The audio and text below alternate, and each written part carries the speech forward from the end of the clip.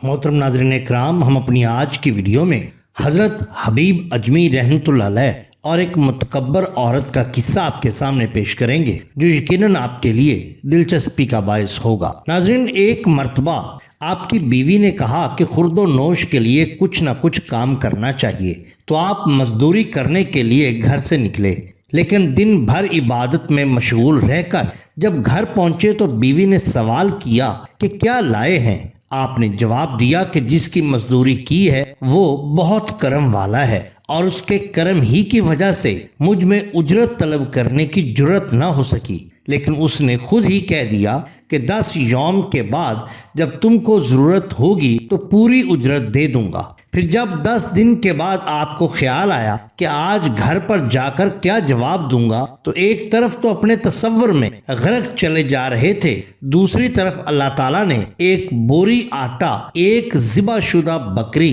घी, शहद और 300 दरहम एक गैबी शख्स के जरिया आपके घर पहुंचा दिए और साथ ही ये पैगाम भी दिया कि हबीब से कह देना कि अपने काम को तरक्की दें, जिसके सिला में हम इससे भी ज़्यादा मजदूरी देंगे। चुनाचे जब आप घर के दरवाजे पर पहुंचे तो घर में से खाने की खुशबू आ रही थी।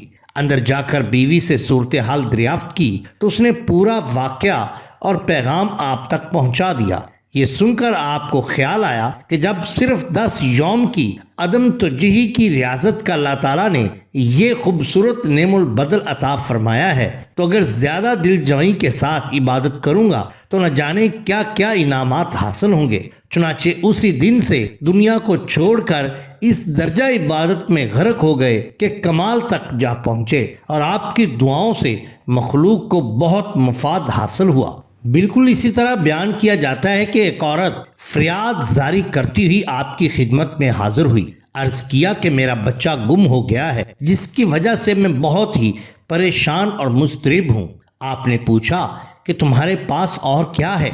उसने कहा कि 2 दिरहम है। आपने इससे वो 2 दिरहम लेकर खैरात कर दिए और दुआ करके फरमाया कि जाओ, तुम्हारा बच्चा आ गया होगा। चुनाचे घर पहुंचकर जब उसने देखा तो वाकई उसका बच्चा घर पर मौजूद था। इसको गले लगाकर पूछा कि तू कहाँ चला गया था? लड़के ने कहा कि मैं तो करमान में था और मेरे उस्ताद ने गोश्त लाने के लिए बाजार भेजा। रास्ता में अचानक ऐसी आंधी आई जो मुझे यहाँ तक उड़ाकर ले आई और मैंने किसी कहने वाले को सुना कि इसे घर पहुँचा दे।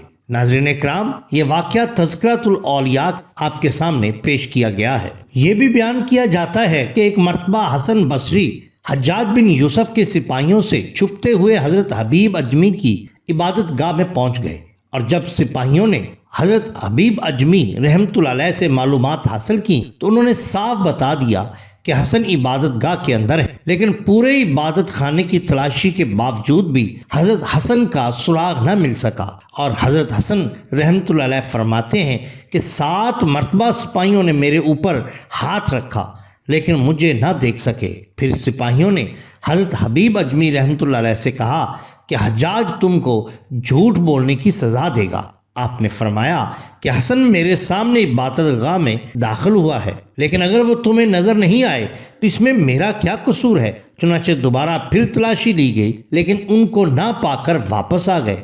हजरत हसन ने बाहर निकलकर हजरत हबीब अजमी रहमतुल्लाह अलैह से कहा कि आपने तो उस्तादी के हक का भी कुछ पास ना किया और साफ साफ उन्हें मेरा पता बता दिया। उन्होंने जवाब दिया कि चूंकि मैंने सच से काम लिया इसलिए आप महफूज रहे। अगर मैं द्रोह गोई से यानी झूठ से काम लेता तो फिर यकीनन हम दोनों गिरफ्तार कर लिए जाते। ये सुनकर हज़रत हसन रहमतुल्लाह अलैह ने पूछा कि आखिर आपने क्या मंत्र पढ़ दिया था कि जिसकी वजह से मैं सिपाहियों को नजर ना आ सका?